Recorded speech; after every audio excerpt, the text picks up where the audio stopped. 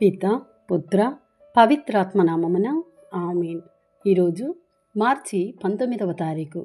లూకా సువార్త 2వ అధ్యాయము 41వ వచనము నుండి 51వ వచనం వరకు. ఆయన తల్లిదండ్రులు ప్రతి సంవత్సరము పాస్కా పండుగకు యెరూషలేమునకు వెళ్ళేడివారు.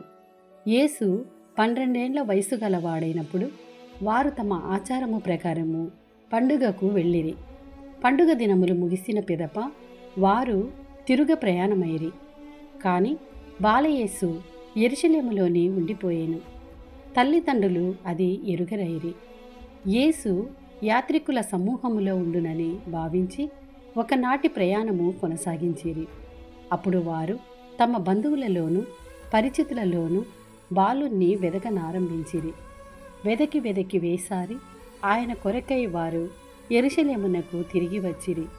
3 దినములైన తరువాత దేవాలయములో వేద బోధకుల మధ్య కూర్చుండి వారి బోధనలను ఆలకించుచు తిరుగ ప్రశ్నలు వేయిచున్న ఆయనను వారు కనుగొనిరి. ఆయన సమాధానములను వినినవారు ఆయన వివేకమునకు విస్మయమొందిరి. యేసు చూచి తల్లిదండ్రులు మిక్కిలి ఆశ్చర్యపడిరి. అప్పుడు తల్లి ఆయనతో, కుమారా, ఎందుకు ఇట్లు చేస్తీవి? నీ తండ్రి నేను విచారముతో నిన్ను వెదుకుచుంటిమి అనెను. మీరు నా కొరకు ఎలా వెదికితిరి? నేను నా తండ్రి పని మీద ఉండవలెనని మీకు తెలియదా అని ఆయన బదులు పలికెను. ఆయన మాటలను వారు గ్రహింపలేకపోయిరి.